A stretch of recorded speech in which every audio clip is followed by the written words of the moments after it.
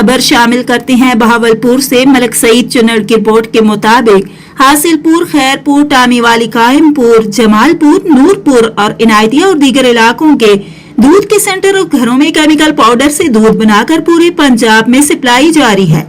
Food authority Bahawalpur के अफसरान अपना हिस्सा लेकर खामोश, छोटे दुकानदारों तक कार्रवाई महदूद। शहरियों ने हमारे नुमाइंदे से गुफ्तगू करते हुए कहा कि काफी अरसे से केमिकल पाउडर का बना हुआ दूध हमारे बच्चे पी रहे हैं, मुख्तलिफ बीमारियों में मुब्तला हो चुके हैं।